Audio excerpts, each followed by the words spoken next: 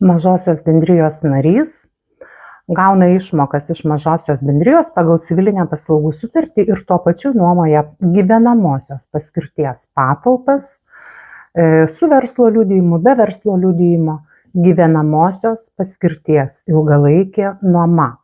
Tokiu atveju nuomos pajamos nesumuojamos PVM ribai su gautomis išmokomis iš mažosios bendrijos pagal civilinę paslaugų sutartį.